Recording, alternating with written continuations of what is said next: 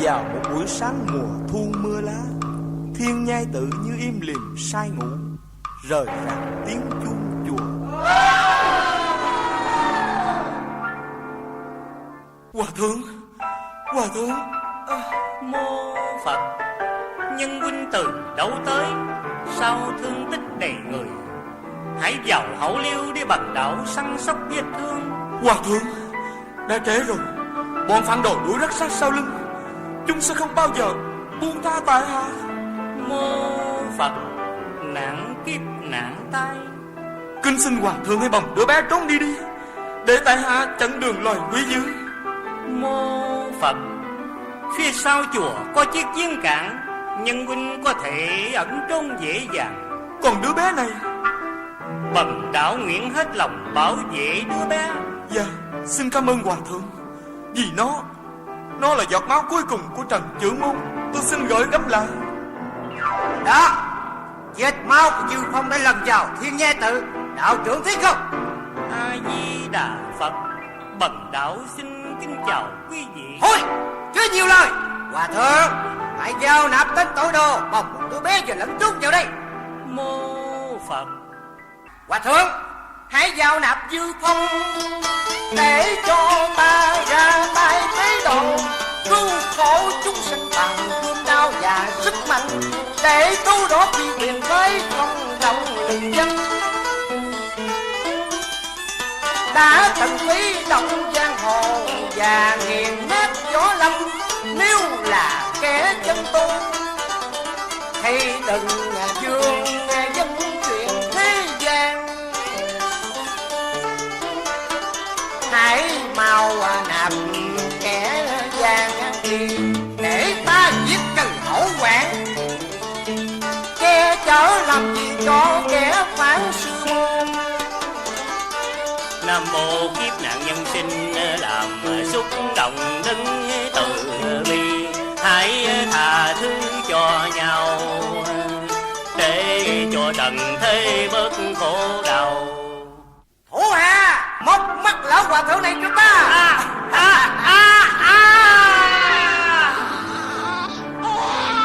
Nam mô A Di Đà Phật. Nạn kiếp nạn tai. Hòa thượng giấu đứa bé sau tượng Phật. Còn Dư Phong đâu? Dư Phong đâu? Mô Phật. Xin quý ngài mở lượng từ bi thứ tha cho trẻ thơ vô tội, thì bần đạo xin thế mạng này và chấp nhận mọi cực hình, để đổi lấy sự an lành cho một đứa trẻ thơ. Nếu trời tạo mùa xuân đi nuôi dưỡng những mầm xanh, thì trong tâm quyết con người cũng có một tình thương. Cha mẹ nó đã bị ta hạ sát thì không giữ được ghế trưởng môn phái Trí Sơn, và nó là mối họa cuối cùng ta phải trừ cho tuyệt nóng. Khoan. Dư Phong, đây là giây phút cuối cùng, nhà ngươi không còn đường nào để thoát. Kẻ cầm gươm hành hiệp giang hồ là chấp nhận một cuộc đời gian truân khổ ai. Xác thân ta dù có vùi sâu nơi các bụi, lòng vẫn kiêu hãnh vô biên. Tâm tư không dương bằng những đóa đài xót xa, quyết trung kiên bảo vệ đến kỳ cùng. Giọt máu của một kẻ anh hùng. Nam mô Thích Ca Mâu Ni Phật. Xin hộ trì cho đứa trẻ bình an. Sư ông hãy ẩn thân vào Phật điện, phó mặt nơi này biên cuộc có ra sao. Ta sẽ giết tất cả, kể cả lão hòa thượng ngu dốt này. Khoan. Thì ra Giác Minh hòa thượng là tay võ công quan tuyệt. Vì muốn cứu độ chúng sanh nên bần tăng phải ra tay. Bây giờ xin cáo biệt. Hãy đuổi theo. Thế rồi 20 năm qua, những mùa thu đi vội vã như không chôn kịp những chiếc lá cuối cùng, và thù hận năm xưa đã chôn vùi trong hoang mồ dĩ vãng. Bây giờ tùy nơi cháu. Đạo và đời, cháu phải chọn một con đường. Còn ta, chắc ta đã phụ lòng người dặn dò khi lâm biệt, người gửi thiên nhai khách. Trời! Trời ơi, cha mẹ ta đã bị sát hại thảm thương. Thế mà 20 năm qua ta nào có biết. Thiên nhai khách là ai? Là dưỡng phụ của tôi, người bảo tôi trao thơ này cho anh. Đã xong phận sự, giờ xin cáo biệt. Khoan, Nhược Thủy cô nương, rồi tôi biết phải liệu định sau đây. Tùy anh quyết định, tôi chỉ là một kẻ trao thơ. Đến vội vã rồi cùng ra đi vội vã. Đó là lời dặn dò của dưỡng phụ lúc chia tay. Tôi không được quyền nói một lời nào hơn, vì bổn phận làm con, tôi phải dâng lời cha tôi.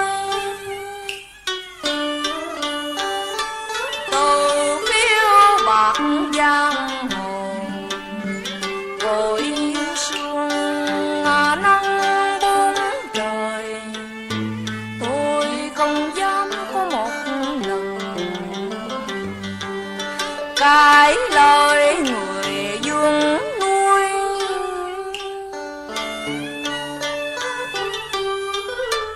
Thật tốt đẹp vô biên, một cô gái ngoan hiền, lấy hiếu thảo làm đầu, đền đáp nghĩa ơn sâu. Còn tôi vô cùng tủi nhục, bổn phận một đứa con, mang nặng mối thâm thù, vẫn bình thản với thời gian. Ngày xưa anh chưa hiểu nguyên nhân câu chuyện, bây giờ là trách nhiệm của anh, tùy anh chọn lựa. Tôi phải lìa xa Phật tử, tôi phải tìm giết kẻ thù, tôi phải tìm giết kẻ thù. Thôi, trách nhiệm tôi đã xong, xin giả biệt lên đường. Chú Tiểu, Mô Phật, kính chào bà. tôi không phải là bà, Dạ, chào tiểu thơ. tôi không phải là tiểu thơ. Dạ, xin lỗi, thưa chị. Trời ơi, tôi còn bé thế này mà gọi là chị. Gọi bằng bà không chịu, gọi bằng tiểu thơ không bằng lòng, gọi bằng chị cũng không chấp nhận. Chị chỉ biết gọi bằng gì? Nín, ta đang nói chuyện với chú Tiểu, đừng xé miệng vào. Chú Tiểu. Dạ thưa bác. Cái trời đất ơi, bộ tôi già lắm sao gọi tôi bằng bác lận. Tâm ca, bây giờ Nhược Thủy phải lên đường. Vâng, cô nương hãy về, kẻo dưỡng phụ cô nương trong đời. Xin giả biệt Tâm ca. Còn tôi cũng xin cáo biệt cô nương, để còn vào pha trà cho sư phụ. Đứng lại. Tôi bắt buộc ông phải đứng lại đây để nghe hết những lời nói của tôi. Dù khó khăn tình cảm, dù hung hăng và đáng ghét, Tôi nào dám nghĩ xấu về cô nương, xin hãy thứ tha kẻ dại khờ. nhìn nét mặt thảm khổ của ông, tôi muốn đắp cho một trận nên thân. Xin cô nương thương tình dung thứ tội, kẻ chưa từng lịch làm đó đầy, nên có nhiều cư xử chung về, chắc là làm phiền lòng của cô nương. Không, tôi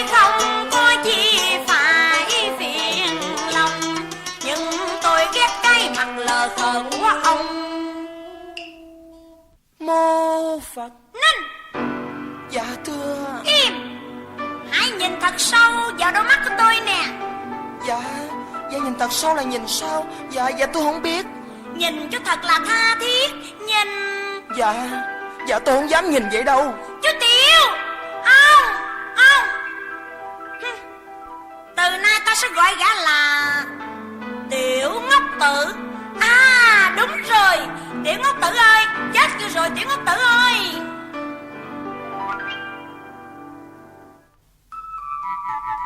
Nga muội. Kìa, chú đại ca đến đây từ bao giờ? Đại ca tìm kiếm Nga muội khắp mọi nơi, gặp muội nơi đây, đại ca mừng quá. Chỉ xa muội có một khoảnh khắc nhỏ nhoi là lòng anh đã cô liêu trống trải. Đó, đại ca giả bộ để trêu chọc tiểu muội, chứ cả Giang Đông có ai lạ gì sự lịch thiệp và hào hoa của công tử Chu Khắc Kiệt. Nhưng trước nhan sắc của bậc thiên nga, Chu Khắc Kiệt đã trở thành khờ khạo và đứng trơ vơ như một pho tượng đá lành âm thầm, đã mất hết những cam quan và như một tia nắng khô khan rơi sâu xuống biển đêm mịt mùng. Đại ca ơi đừng cơn đùa chi tiểu muội, một cô gái bơ vơ và hẹp hòi. Nga ơi sao em nỡ ngờ chừng tấm lòng anh, khi hồn anh đang vẫn vơ đọa đài. Đại ca nói chi những lời nghe sao quá đáng. Đó là tâm sự của anh mà từ lâu anh hằng mong thương.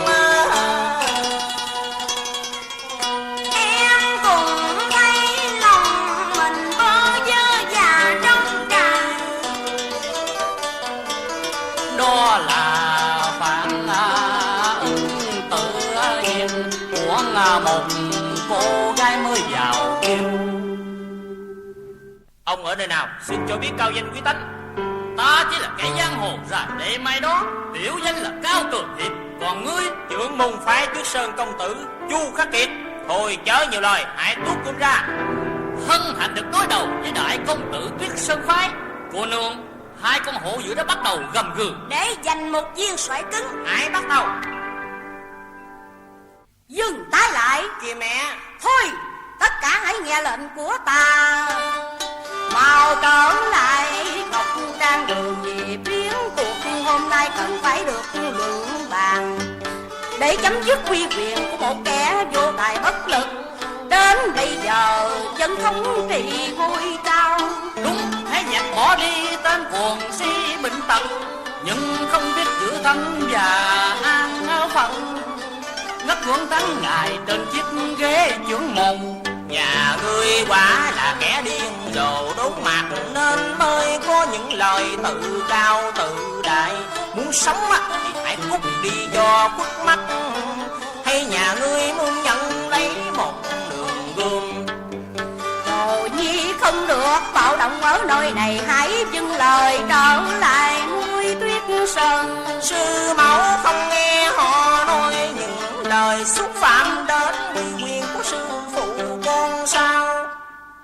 Nhưng ta ra lệnh cho con phải vâng lời. Sư mẫu đi. tuân mà. Cao Tường Hiệp, nhà ngươi cũng đến đó theo kế hoạch mà thi hành. Xin dân. Họ đã đi hết rồi. Chu Thiên Các đã lầm, mỗi người đều lầm cả. Chu Khắc Kiệt là con của Dư Phong mà. Tôi đã thọ thai trước khi về làm vợ Chu Thiên Các.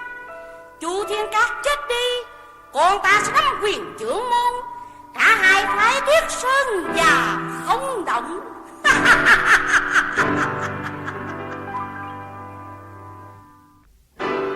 Đứng lại. Cô nương là ai? Có phải bà là Tô Tú Trinh, là Dư phu nhân, và bây giờ là Chu phu nhân trưởng môn phái Tuyết Sơn? Cô nương là ai? Rồi bà sẽ biết.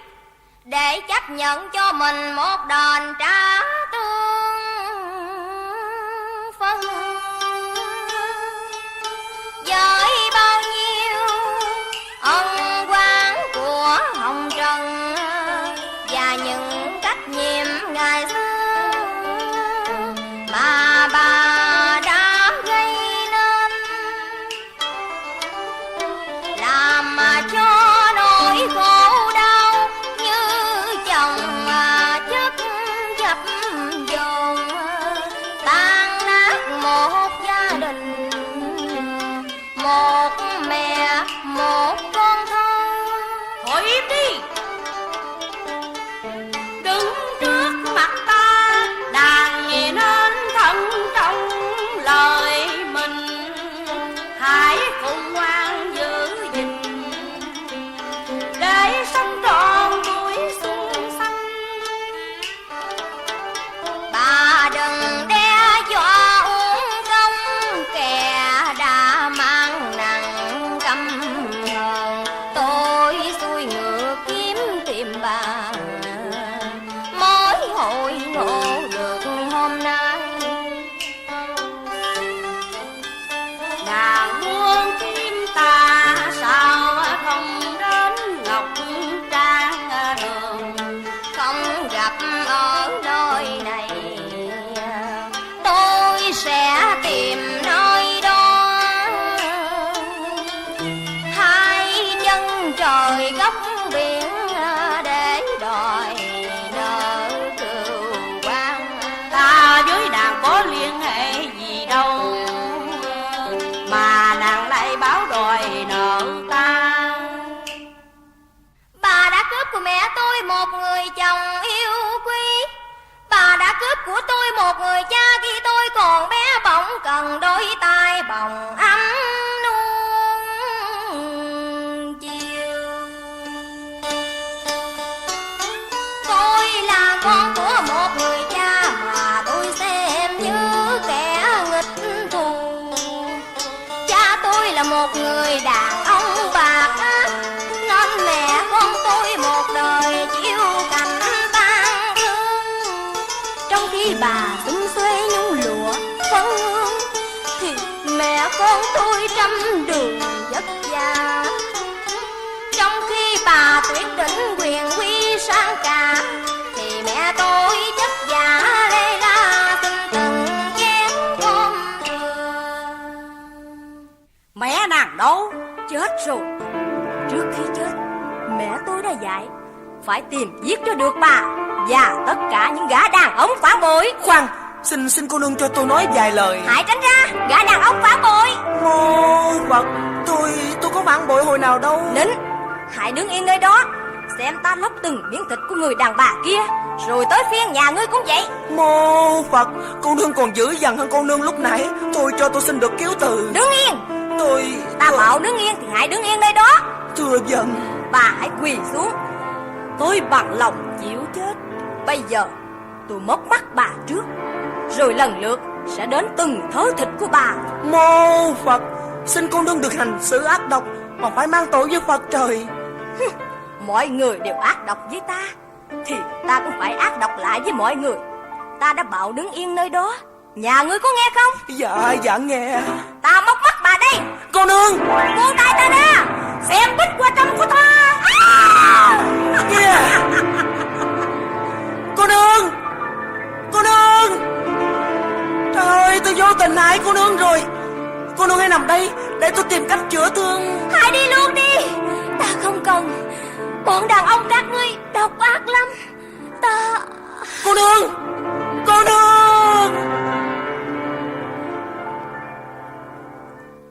Tâm nhi con. Mô Phật. Việc gì mà con lại kinh hoàng đến thế? Sư phụ ơi, con vô tâm làm hại một mạng người. Nặng kiếp nặng tay, tay con đã nhung vào máu. Mộng của thầy đành gửi ăn mây bay.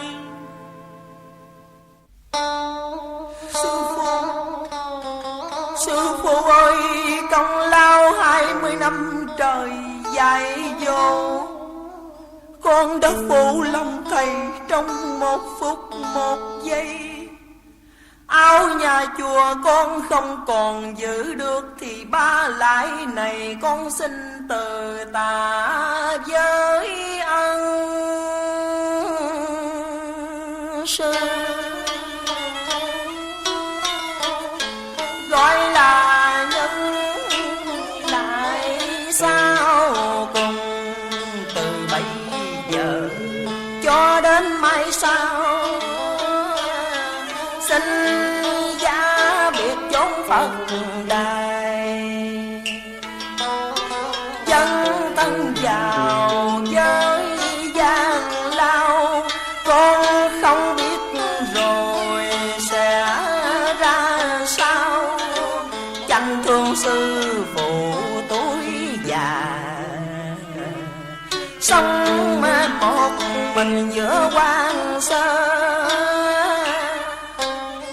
Còn có ra đi vào chốn bụi hồng, thầy chỉ một đôi lời khuyên con, đạo đảng đuốc soi đường,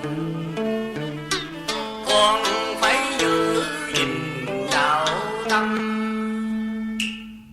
Sư phụ ơi, kể từ nay con vĩnh viễn rời xa thiên nhai, tự giá biệt tiếng kể lời kinh, mãi mãi không còn được nghe mõ sớm với chuông chiều.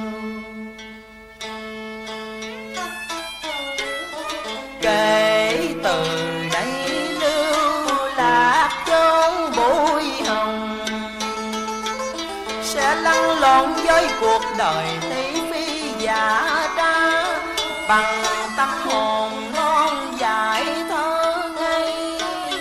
Áo nâu sòng xin cởi ra chốn tiền môn, vì không còn đủ hạnh để khoác trên người con nữa.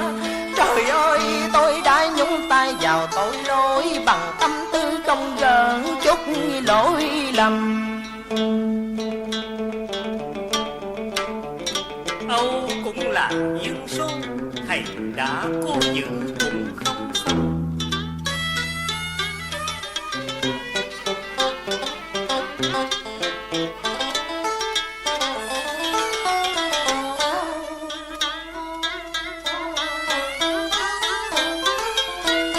Sư phụ ơi, 20 năm con là đứa trẻ không nguồn không cội. Chùa Thiên Nhai là nơi con nương tựa cuộc đời. Nghĩa sư sinh còn hơn cốt nhục thâm tình. Nay trong một ngày bỗng dưng dập dồn bao biến cố, bàn tay hiền lành này lại phạm tội sát sanh. Con người phát giác chuyện cũ 20 năm rằng con còn có mối thù gia tộc.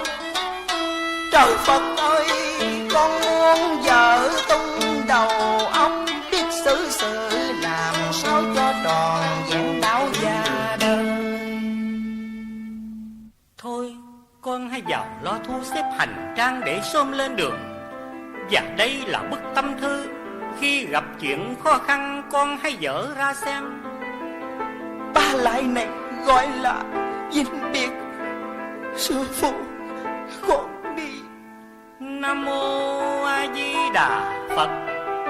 Bần tăng còn phải lo chôn xác cô gái này. Cô gái đó chỉ mang gì chất độc, cô cũng ăn thuốc giải tới đây, cho uống là cô ta sẽ tỉnh lại. Cao thủ nào xin xuất hiện? Ô kìa, Dư Nhân huynh. Vậy mà bần tăng cứ ngỡ Tâm Nhi đã mang tội sát sanh. Mô Phật. Dư Nhân huynh đã trở về đây vừa đúng lúc, vì Tâm Nhi sắp sửa lên đường. Nó đã biết rõ hận thù 20 năm về trước. Vì những lời trố trăng của người chết, nên tại hạ quyết đưa nó về chiếc ghế trưởng môn. Nam mô A Di Đà Phật. Trần gian nhiều khổ lụy, vì uy quyền vì danh lợi, vì thù hận mãi triền miên. Tại hạ chỉ mong hoàn tất xong nhiệm vụ, tại hạ sẽ trở lại nơi này và cắt tóc quy y theo Phật pháp. Nam mô A Di Đà Phật, đại lành đại phúc. Bây giờ tại hạ xin cáo biệt. Nam mô A Di Đà Phật.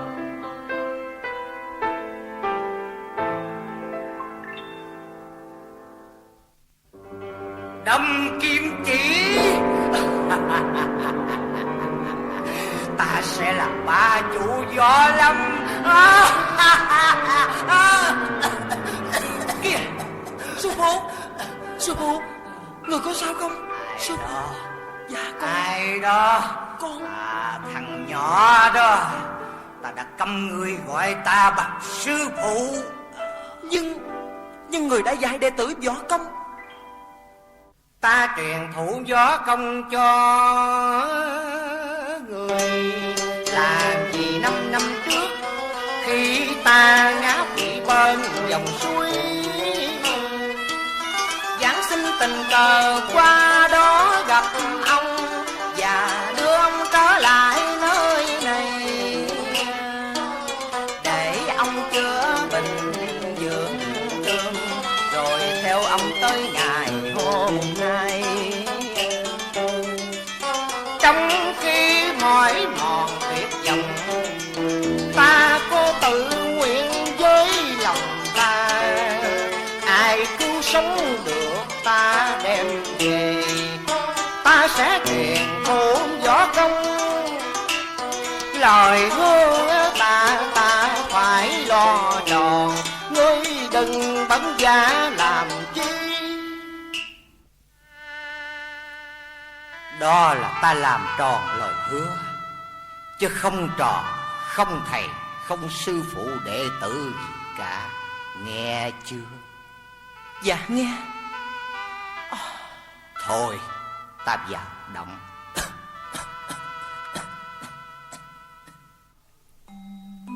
Lạ quá. 5 năm liền ta luyện tập võ công, nhưng không hề biết lão là ai. Nhưng ta có nguyện ý tâm tạc dạ. Tiểu Ngốc Tự mạnh giỏi không? Ủa, nhà ngươi căng rồi hả? Ủa, hồi nãy giờ cô nương nói chuyện với tôi đó hả? Trai. Tiểu Ngốc Tử là tôi. Trai. Ủa, tên tôi mà sao tôi không biết? Ta đặt cho nhà ngươi đó, chịu không? Chịu. Miễn sao? Miễn cô nương đến đây thường để bầu bạn với tôi. Miễn cô nương đừng dữ dằn với tôi nữa.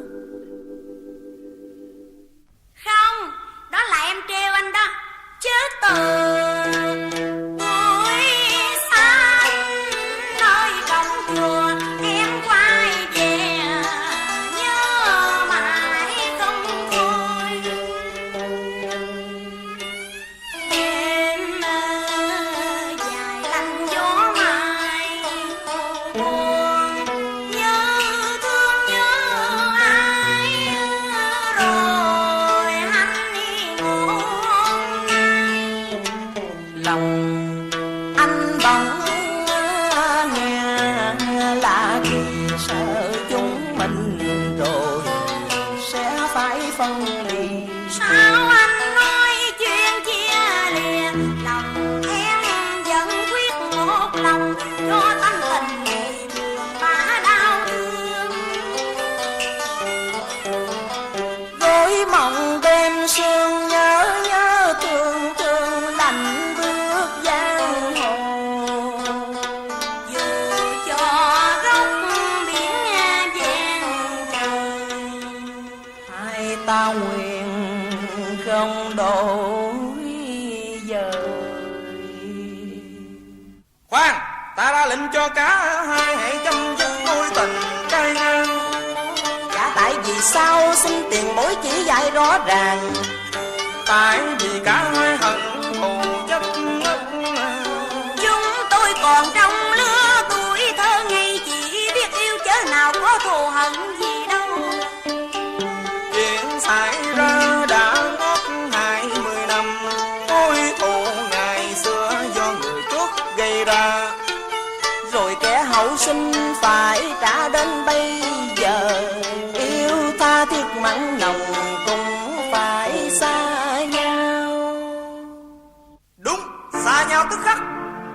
Nhưng tiền bối đây là Thiên nhai khách. à, là lão ân nhân đã gửi cho tôi lá huyết thơ. Phải, bây giờ ngươi có nghe ta không?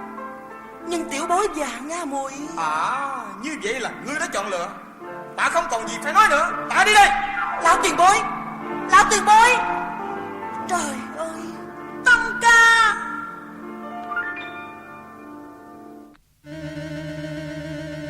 Tại sao anh làm dưỡng phụ tôi bỏ đi? Tại sao anh làm như vậy? Anh có biết người là ai không? Là người đã để lại lá huyết thư, là Thiên nhai khách. Mà cũng là người đã dài công hạng mã cứu thoát anh trong cánh dầu sôi lửa đỏ. Giữa một chiều xưa mau đổ ngập sông chua. Trời, dư thúc bộ. Phải người đã hy sinh cả tôi mầm quy vàng, để cô ly một mầm xanh bé bồng. Vì một lời trăng tôi thiêng liêng, rồi hôm nay anh vì một chút tình riêng mà bỏ quên bao nhiêu điều trong đời. Mối thù xưa còn đang âm giá quằn nắng, thì tại sao anh lại quên đi một cách vội vàng?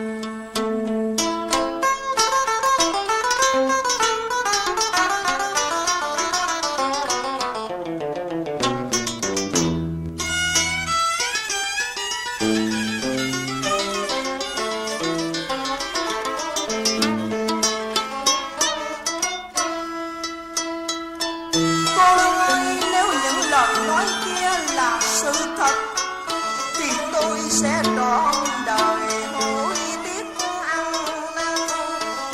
Tôi đã vội quên những kẻ dắt tim mình khô cằn, và những người đã gục ngã giữa đau thương. Họ là những người thân thuộc của tôi, họ chỉ mong được chết để dành lại cho tôi sự sống. Họ chấp nhận cả một tương lai buồn thảm cho những mầm xanh cao vút tận mây trời. Bây giờ anh đã biết rõ ràng câu chuyện, định đoạt thế nào tùy ở nơi anh. Tôi xin giả biệt quay về cùng sương gió tiếp tục cuộc đời mãi gió lang thang. Thôi tôi xin giả biệt. Khoan, Nhược Thủy, hãy chờ tôi với. Tôi đã quyết định rồi. Anh quyết định thế nào? Tôi phải tìm gặp Dương Thúc Phủ để tả lỗi cùng người, và sẽ tìm đến kẻ đại thù đại quán. Tốt lắm, tôi ra cửa đây chờ anh. Anh hãy ở lại nói với người ta lời vĩnh biệt. Tâm ca, Nga Muội. Chắp tay gian giái trời cao, đừng giết tình tôi giết mộng đầu. Đôi ngà từ đây trời diệu duyên, trọn đời hai đứa phải xa nhau.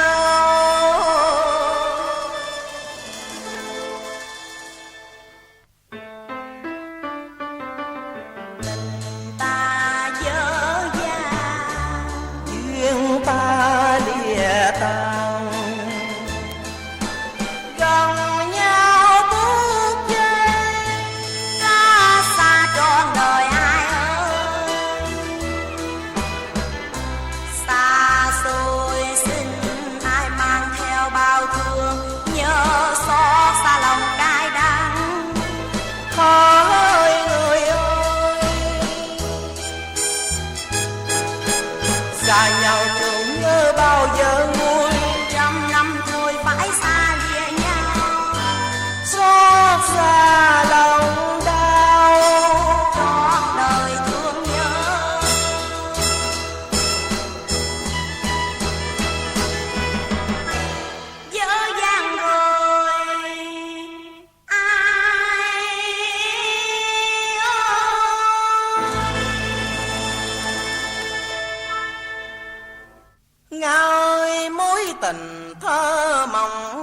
chúng ta mong manh như hạt sương đêm đọng mềm trên cỏ roi.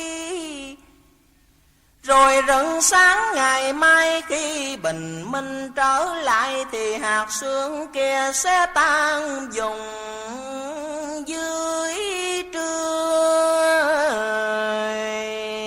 nồng.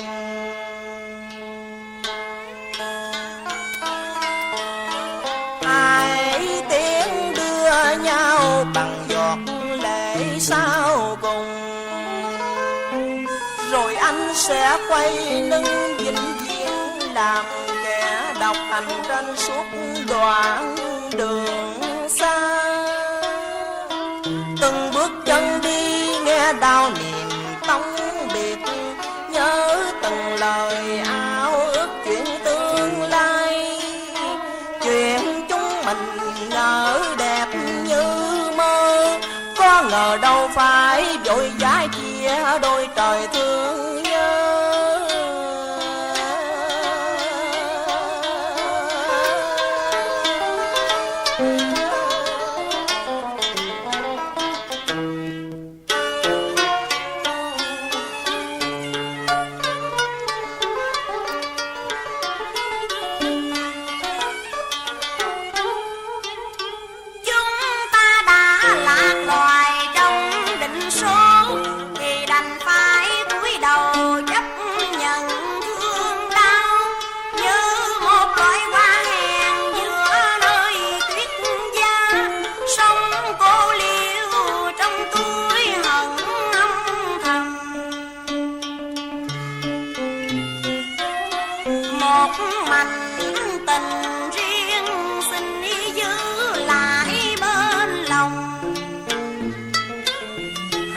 Xem như là kỷ niệm thoáng mơ hồ qua giấc ngủ tan khuya.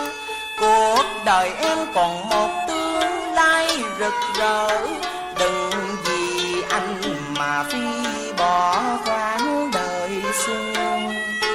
Hãy quên đi những gì ước cao đêm hạnh ngộ, cho buổi chia để tâm chất nặng niềm thương.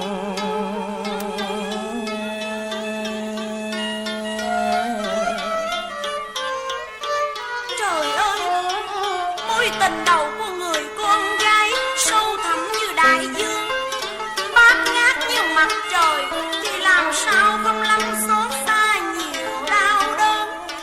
Nếu cần hơn em xin chết tại nơi này.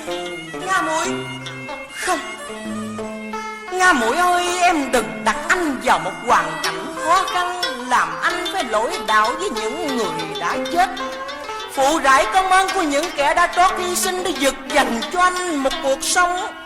Nga muội, muội ơi, nếu có thương anh thì em hãy quay lưng ngoảnh mặt, cho anh làm tròn trách nhiệm thiêng liêng.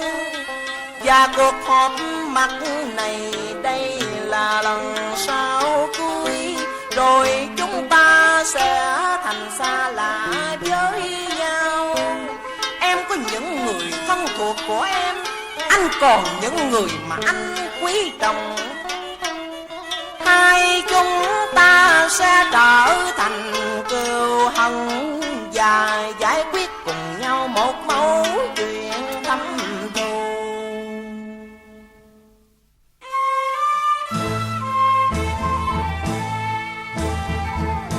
Tâm Can, em biết là sẽ không bao giờ giữ được Tâm đâu.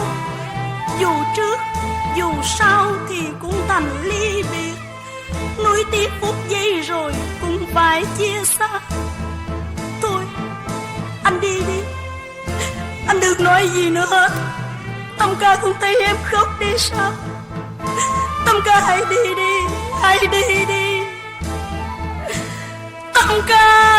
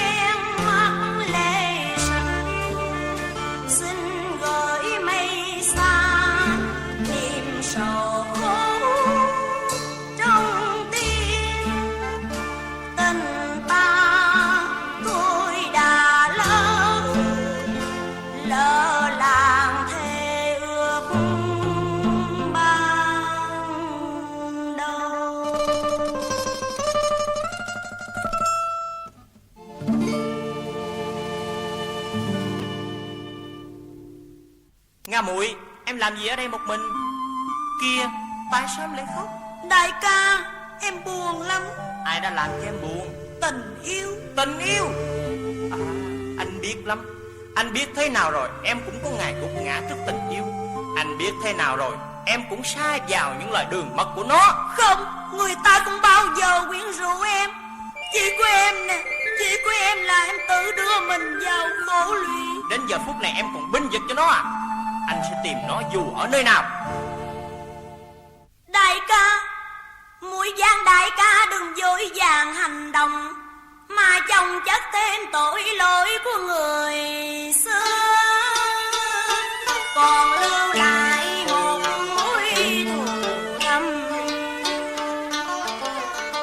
Vô cách biệt 20 năm, nhưng cuộc dòng lại nỗi thương thầm với bao lỗi lầm của người xưa. Lòng của em đang bấn loạn nên nói những chuyện lạ thì anh không hiểu một chút gì. Có chuyện gì vướng bằng lòng em, hãy phân tỏ cùng anh. Em đang buồn bao sầu khi tan nát mối tình đầu, nhưng anh hãy bỏ qua câu chuyện cho mọi việc được bình yên. Không, anh không thể bỏ qua được. Anh phải hỏi tội nó trước khi chém gục nó dưới tay gươm. Đại ca, nhưng lỗi lầm đâu do người ấy. Như vậy là lỗi của ai? Của dần trăng cô đơn giữa đại dương đang cuồng sôi sóng bào, của kẻ độc hành bơ vơ lạc lối vừa xa chân vào các bụi sông hồ.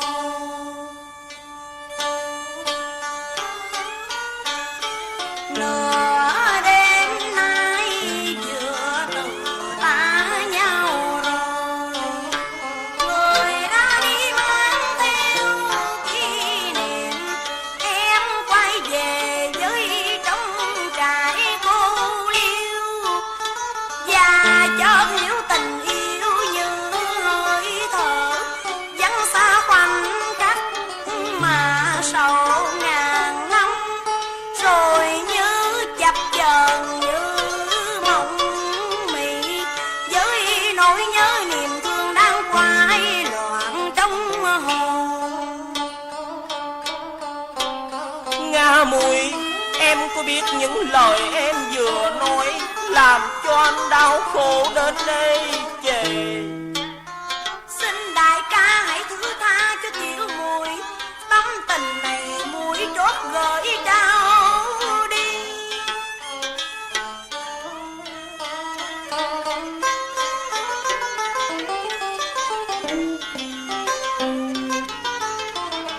Nga muội ơi, 10 mấy năm dài biết bao kỷ niệm, sống gần gũi bên nhau không một phút xa rời.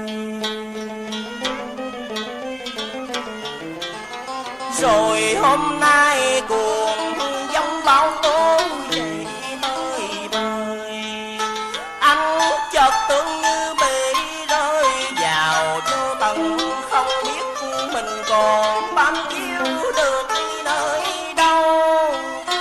Thà rằng trước kia mình đừng kề cân bên nhau, cho niềm lưu luyến không ăn sâu vào tâm cảm, thì hôm nay anh không nghe bàng hoàng xúc động, nghe ưu tư điếu nặng xuống linh hồn.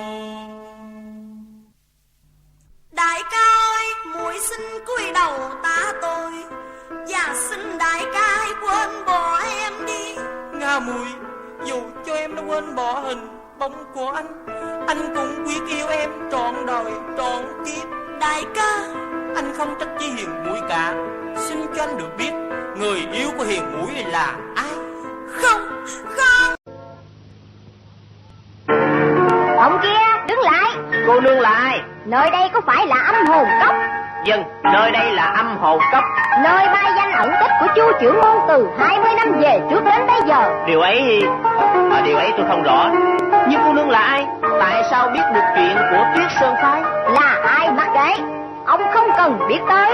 Còn những điều tôi đã hỏi, ông phải nghiêm chỉnh trả lời. Không lẽ cô gái này điên loạn? Điên loạn? Điên loạn hay không?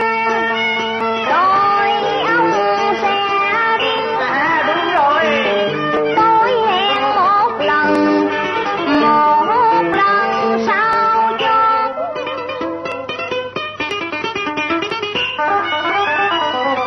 Hãy nói mau đi những lời tôi đã hỏi.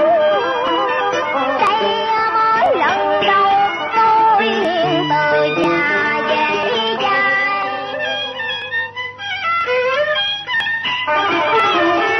Nàng hãy trở về đi để chữa trị bình yên.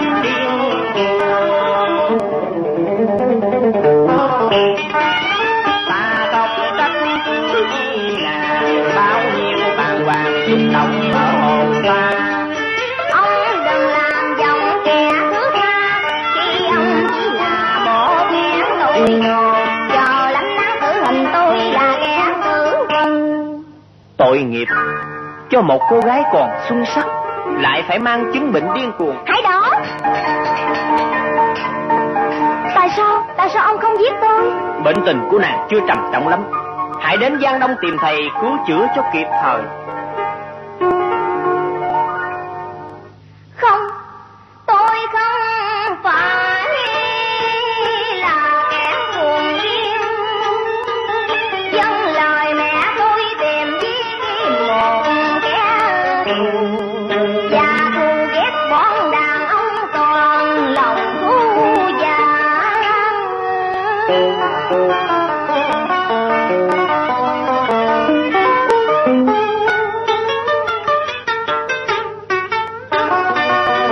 Nhưng khi gặp ông thấy lòng có hồ thay đổi.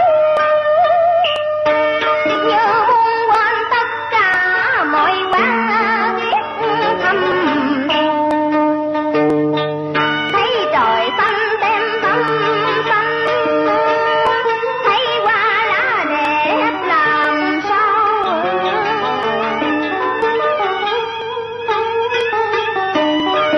Và muốn nghĩ trọn cuộc đời theo ông để cùng chia đắng sẻ cay. Trời ơi, cô điên khùng khùng ai mà dám cho theo? Không cho cũng theo nữa. Bây giờ tôi giao điều kiện như vậy. Cô bằng lòng cho tôi xiềng hai chân cô lại thì tôi mới cho theo, chịu không?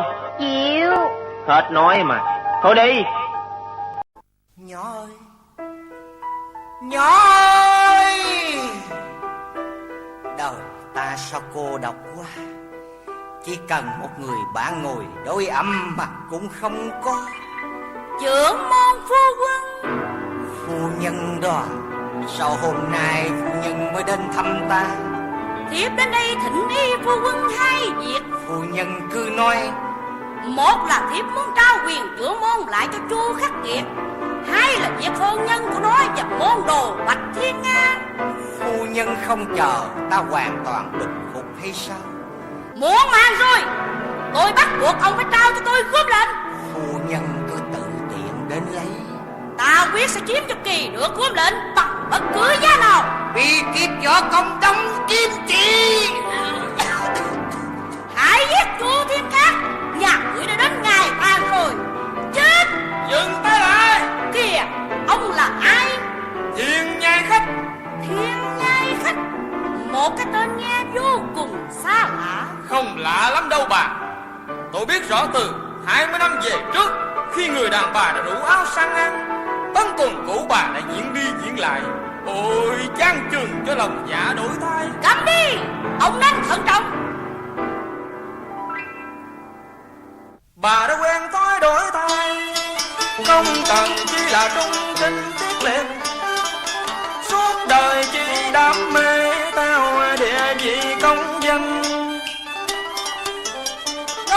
quyền của ta có cần chi nhà ngươi chỉ dạy.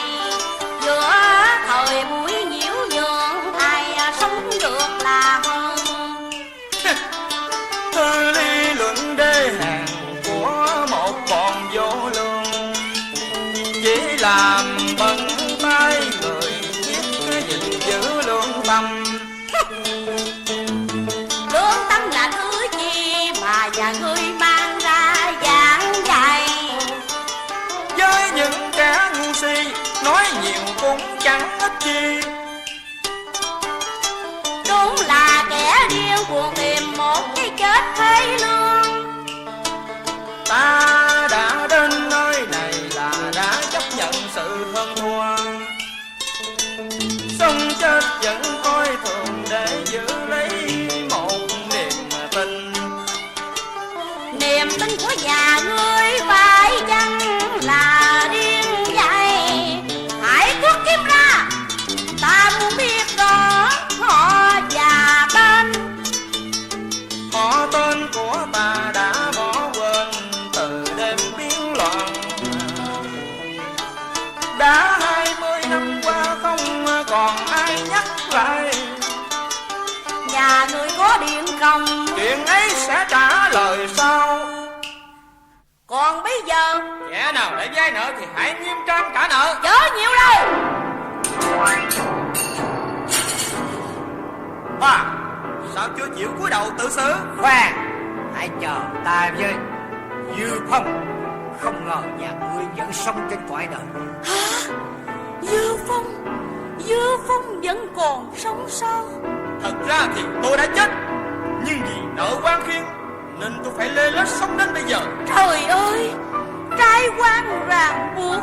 Phải, Chu Thiên Cát, chuyện ân oán ngày xưa đã đến hồi giải quyết. Nhưng không phải ta mà là đứa bé của 20 năm về trước. Rằm tháng sau ta hẹn ngươi ở âm hồn cốc, ngươi hãy nhớ y hẹn. Ta sẵn sàng y hẹn.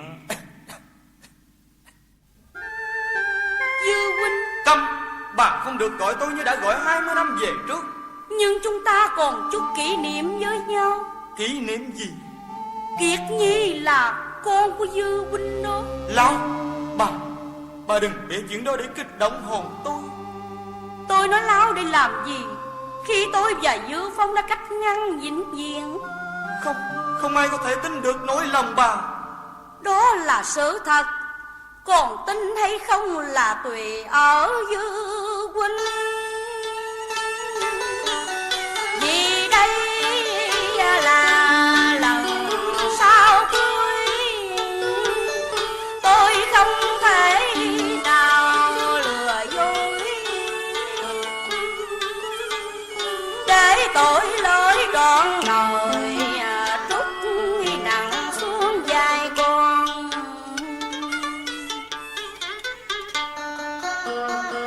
Tôi biết phải làm sao để tin được những lời bà. Có chăng chỉ là mộng ảo, chợt hiện mơ hồ trong giấc ngủ mà thôi. Tôi biết là Dư huynh sẽ không tin, nhưng tôi phải nói để khỏi mang niềm ẩn ức. Đứa con nào cũng phải có nguồn, có gốc. Tôi đã vì cuộc sống, vì tương lai của con mà giấu kín đến hôm nay. Thôi, xin vĩnh biệt. Trời ơi, nó là con của ta sao? Ta cũng có một đứa con mà ta không biết. Rồi ta phải cư xử sao đây? Ta phải tìm gặp nó. Ta phải nhìn kỹ bàn tay, khóe mắt, mái tóc, làn môi để tìm kiếm một hình ảnh nào quen thuộc. Con ơi, nếu con là con của ta thì cuộc đời ta như con mùa xuân trở lại, có trăm hoa rộn rã nở trong lòng. Con của ta.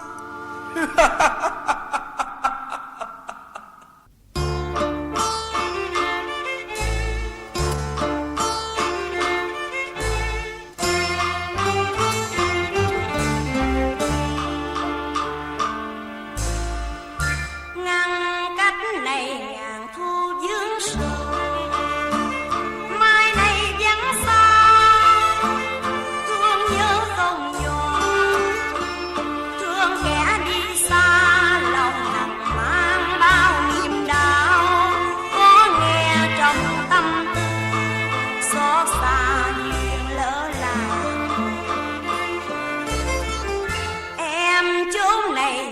lệ cuối trời.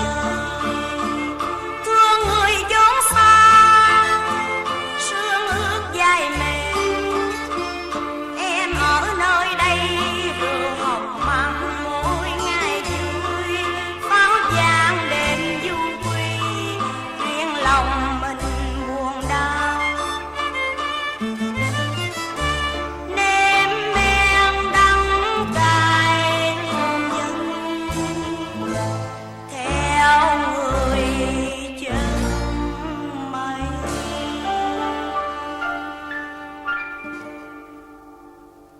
Nga Muội, anh biết quyết định của mẹ anh đã làm cho Nga đau khổ. Em không thể nào quên người ấy được sao? Làm sao quên được một hình ảnh nên thơ, một mối tình đầu của cuộc đời con gái. Thì Nga ơi, anh quyết sẽ thầm lặng khổ đau để giữ sao cho em tròn câu chờ đợi. Dù nữa đêm nay có tưng bừng lễ cưới đưa hai ta vào lối mong thiên đường. Anh sẽ gìn giữ tiết tình em cho đến giây phút sau cùng. Đến khi nào em đã lìa xa dĩ vãng, đến khi nào em có thể yêu anh. Trên danh nghĩa chúng ta là chồng vợ, nhưng giữa loan phòng mình sẽ giữ trắng trong.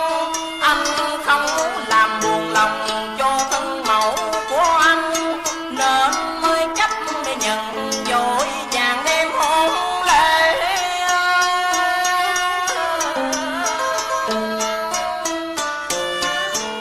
Đại ca, không ngờ đại ca lại quá tốt với em, khi em không còn xứng đáng để cho đại ca yêu mến. Nga Muội, đó là lòng thật của anh. Vì yêu mến em, anh phải yên tâm chờ đợi. Đại ca ơi, nếu phải chờ đợi thì chắc đại ca phải đợi chờ cho đến trọn đời trọn kiếp. Vì lòng của em bao giờ cũng thế, khi đã yêu thì không thể phai nhòa. Xin đại ca hãy buông bỏ đi một hình ảnh xa mờ. Nếu giữ làm gì một mối tình không xứng đáng, cho tâm hồn chán chứa nỗi sầu tư. Dù nữa đêm nay mình có nên chồng nên vợ, thì thiên đường hạnh phúc cũng mù xa. Rốt cuộc rồi đại ca chỉ còn giữ được một tí hài vô vị nằm lạnh giữa phòng loan.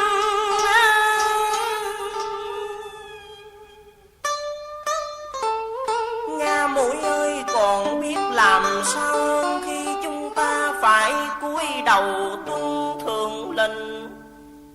Nửa đêm nay đến Tuyết Sơn sẽ rộn ràng rượu cưới hoa đăng.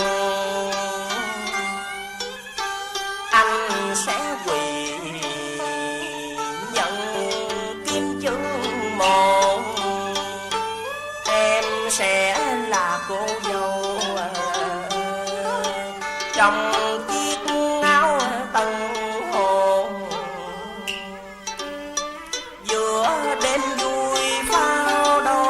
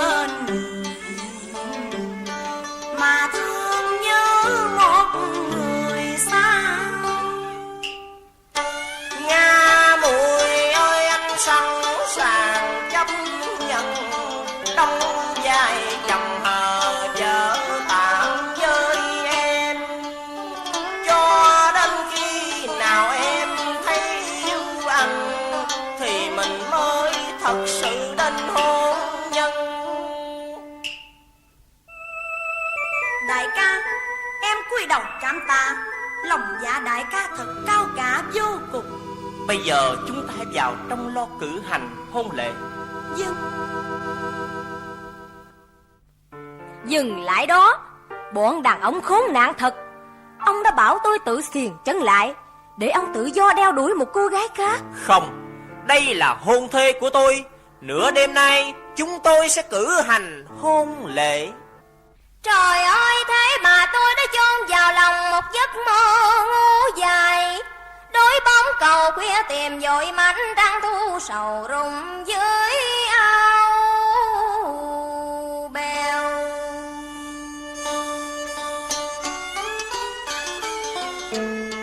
Xin hãy cho tôi từ ta phút giây này để qua về với cuộc đời buồn thảm, nối tiếp đón đường chẳng có ngày mai. Rồi đây cầu sương quán trọ cô đơn với những trận gió cuối đông về lạnh buốt, với từng chiếc lá bơ vơ thầm rung làm cho tôi thêm chạnh tuổi kiếp qua bèo. Cô nương, không ngờ cô nương lại nặng tình như thế. Nhưng lòng tôi đã có rồi hình bóng một loài hoa. Một loài hoa dương già thì còn hạnh phúc nào hơn. Cô nương ơi, tôi cũng không biết mình sẽ có hạnh phúc hay không, nhưng trái tim đã chốt mang theo hình bóng ấy, thì tôi phải sống bằng mộng mê ước mơ. Rồi mai sau biến cuộc có đổi thay trăm chiều trăm hướng, tôi cũng đành chấp nhận mọi đau thương, mang tâm sự của một người lỡ cuộc trên bên sông xưa lạc mất bóng con đò. Đó là sự thật ở lòng tôi, xin gửi lại cho cô nương lần sau cuối. Nếu mai kia trên đoạn đường vung rủi có gặp nhau thì xin gọi cô nhân. Cô nương! Thêm một người đau khổ vì yêu trong tuyệt vọng. Thôi, Nga muội, tôn trọng nỗi buồn của em.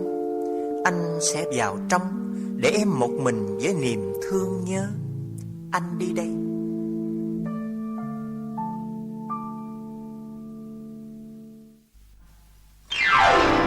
Kìa, ông là ai?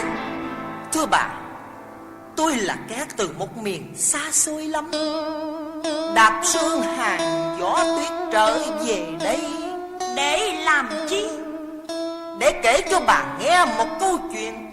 Chuyện gì? Chuyện ban đầu của một người con gái, chuyện thương đau của một kẻ đăng trình.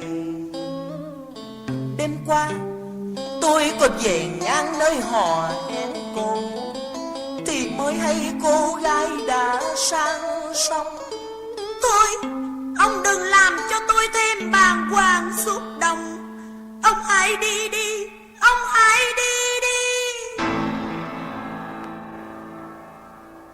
Bà ơi, tôi sẽ ra đi để đưa tiễn mùa thu vào trong một giấc mơ buồn bã. Rồi một chiều nào có dừng chân nơi quán lạ, xin bà hãy dành lại phút giây hoài niệm kẻ đang trình.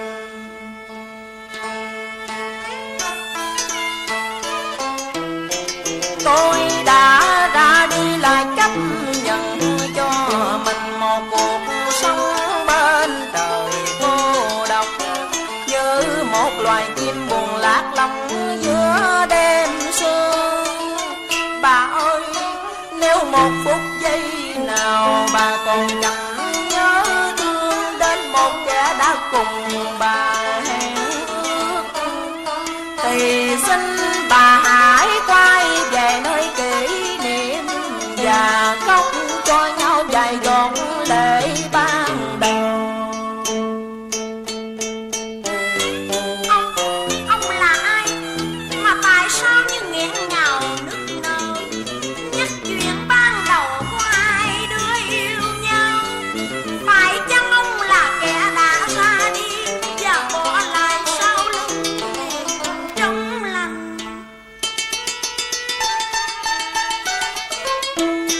Bà ơi ví như tôi đã cùng bà thề hẹn buổi chia ly thì giấc mơ xưa cũng không còn gì nữa.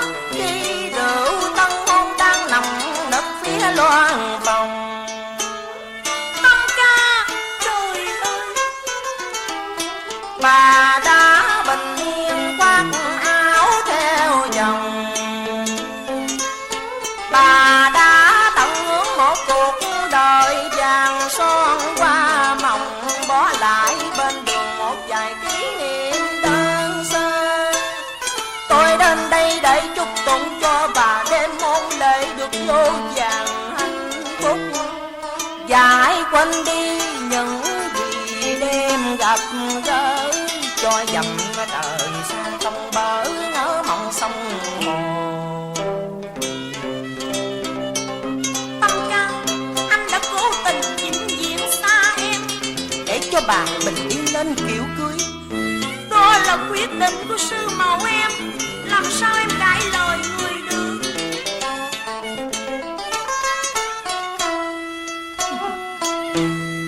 Bà ơi, dù muốn dù không thì bà cũng trở thành là vợ của người ta. Và tôi chỉ là kẻ đứng bên lề hạnh phúc, có tiếc thương cũng đành xa biệt. Mong mỹ nào cũng tàn cuộc giữa cánh sương, thì thôi đường bà đi đường tôi bước chạnh gót quan hà một sáng mùa thu. Tôi sẽ dừng chân bên tiền đồi có lạ, để lắng nghe chim quyên rộn rã kêu sầu. Đó là lúc bà đã bình yên trong cuộc sống bên chồng và bên những đứa con sinh.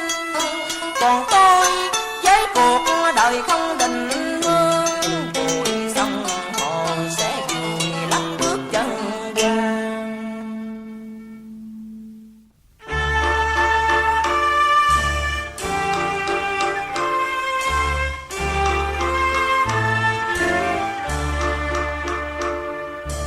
Lòng dương khổ sầu,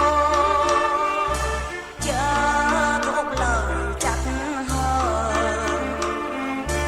Dù phải xa câu trách hơn đắng cay nát lòng. Mai đôi trời xa vắng, tan tác như bèo mây. Nhìn nhau phút này thôi, Vắng xa suốt đời Nga ơi.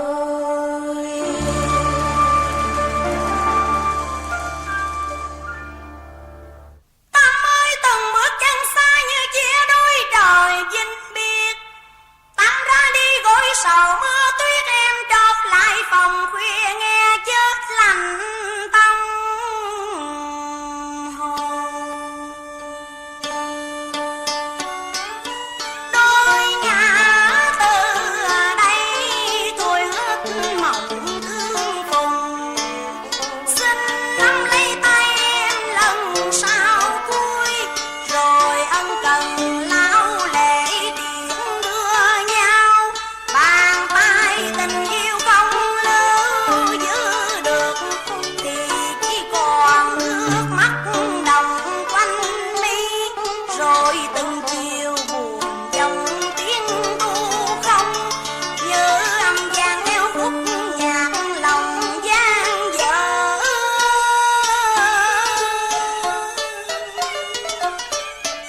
Tôi trở lại đây gặp Nga lần sau cuối, rồi sẽ dấn thân vào mọi gian nguy.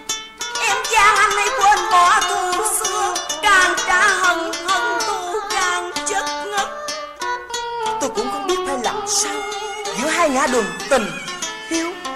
Anh ơi bây giờ đã sắp hết mùa thu, những cội ngô đồng khẳng khiu trơ trọi.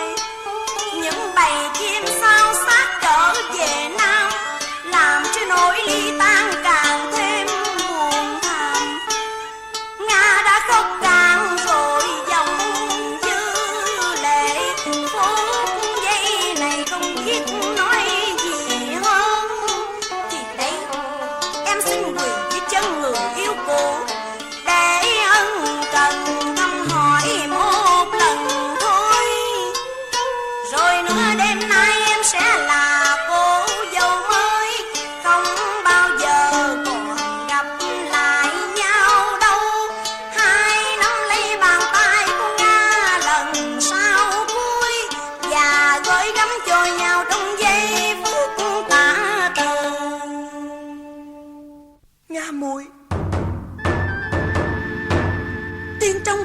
môn đồ để cử hành hôn lễ. Tâm ca, tôi vinh biệt. Nga, Vinh biệt. Nga muội, Nga.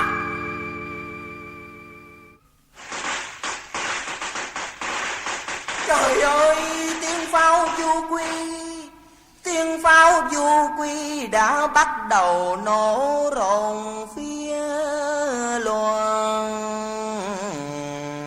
phòng đưa người con gái sang sông từ đây và mãi mãi hết rồi chờ mong.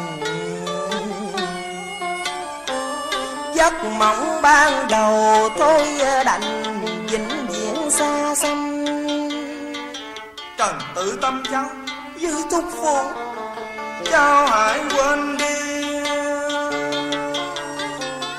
một hình ảnh qua xa vời, gác bỏ ưu tư để xây đại cuộc.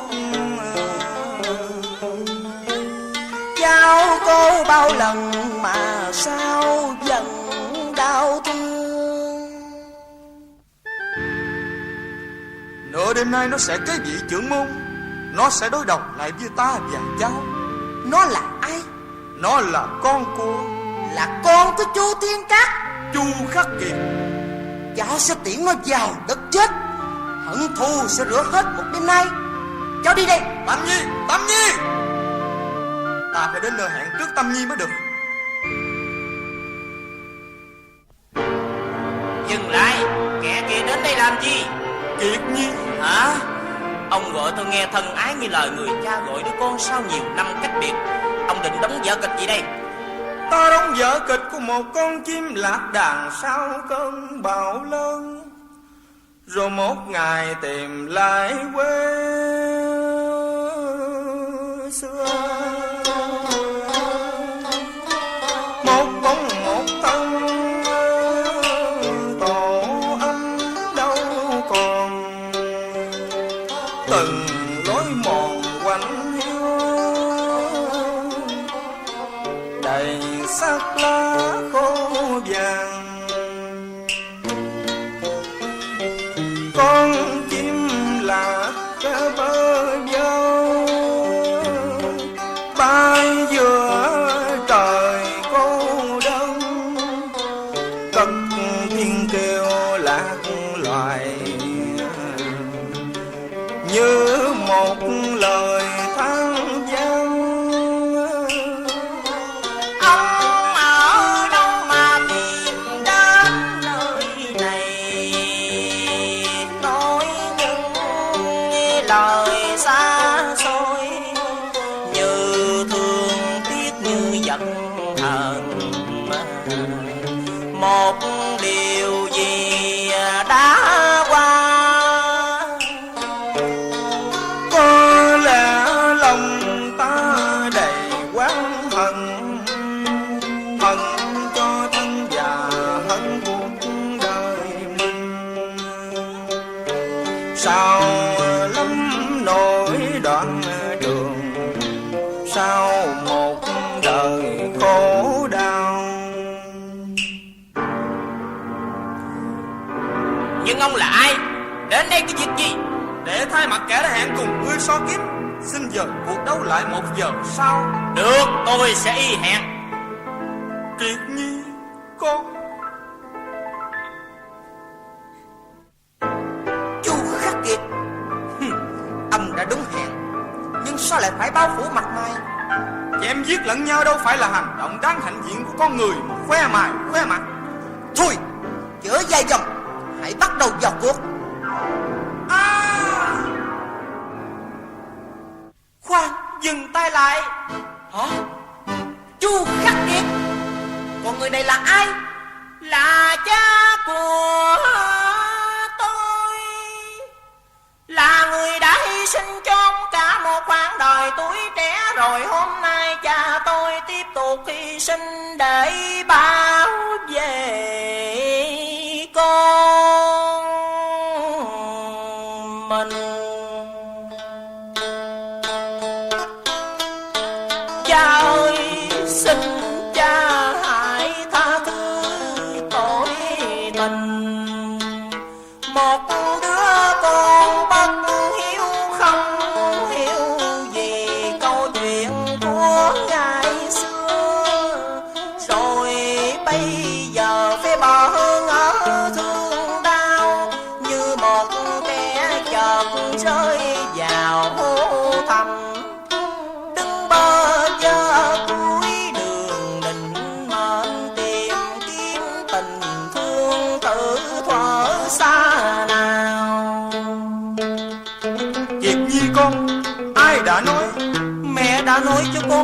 rõ ràng sự thật. Con là đứa con bất hiếu nhất trên đời. Trời ơi là Dư Thúc Phụ. Thúc Phụ,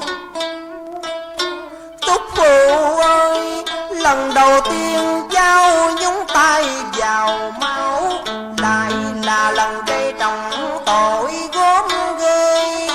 Ơn nghĩa nặng ngày xưa chưa trả được, mà trời ơi cháu lại định xuống gươm đây đền đáp thâm ân. Lỗi do ta đã cố tình sắp đặt thì làm sao cháu hiểu được cái nguồn cơn. Con chim đã tìm vào tổ cũ thì mặc cho phong ba cùng về tới bời. Cha định hy sinh bằng một cái chết để mọi người hiểu rõ được đầu đuôi, nhưng quanh cha còn bao nhiêu người thân mến sẽ âu sầu buồn tuổi trọn đời xuân. Kìa, Chu Thiên Cát đã đến, các con hãy giao ra để mặt ta. Ta đã có cách đối phó với Đông Kim Chỉ, Dư Phong. Hôm nay là ngày tận số của ngươi rồi, đừng một chút con. Chết! Thúc Phụ! Trời, sao Thúc Phụ lại dùng tuyệt chiêu thiên địa đồng quy để cùng chết với kẻ thù? Vì ta tự biết sức mình không thể đối phó với Chu Thiên Cát. Chu Thiên Cát! Kìa, sư phụ! Thằng nhỏ, ngươi là con của Trần Đại Lãnh. Nhân quả đây rồi, con của kẻ thù cứu mạng ta, ta truyền dạy võ công cho nó. Âu cũng là giai trả, vĩnh biệt các người. Ta cũng sắp vĩnh biệt các con rồi. Hãy mang xác ta đến Thiên Nhai tự hỏa táng, để cho ta tròn lời hứa với Giác Minh Hòa Thượng. Thôi, vĩnh biệt. Thúc Phụ cha. Chu Khắc Kiệt, hãy nhận kiếm trưởng môn mà lo chu toàn môn phái. Trần huynh, ta sẽ trở về Thiên Nhai tự. Còn Nga Mùi, còn em, Chu đệ, hãy săn sóc và an ủi cho nàng. Không, Trần huynh. Nam mô A Di Đà Phật. Xin lại đức từ bi cứu độ chúng sinh. Dư Thúc Phụ, Chu đại nhân, xin cầu độ cho vong linh người siêu thoát. Từ ta